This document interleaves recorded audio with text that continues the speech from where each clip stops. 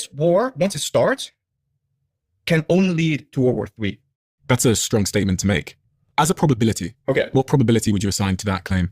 I would put it pretty high, anywhere between 80 to 90% probability. So that's certainty. Basically certainty, yes. Explain to me how that happens. Okay.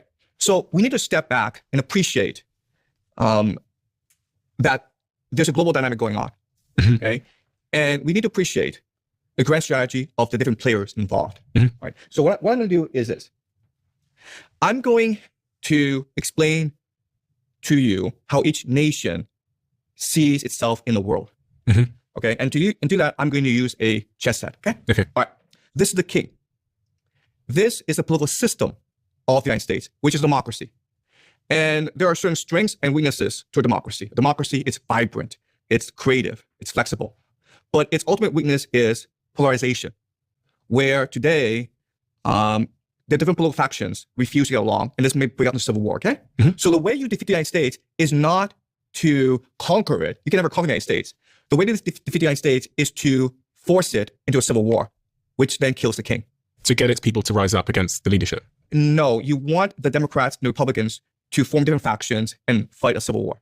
You want to create so much political polarization, the different elite factions take up arms against each other, okay? So this is the political system, okay? The democracy. Now let's look at the queen. What's the queen? The queen is what I refer to as the grand strategy of the United States. How the United States can maintain its control over the entire world. And the grand strategy, it's already outlined in the National Defense Strategy, right? Let's create Fortress America and then create chaos throughout the entire world so that we can sell everyone weapons and resources. Okay, that's the grand strategy, right? All right. Now, once you have a grand strategy, you need to implement this grand strategy. So you need attack vectors. All right, the attack vectors are the rook, the bishop, and the knight. All right, so let's go over the three major attack vectors of the United States.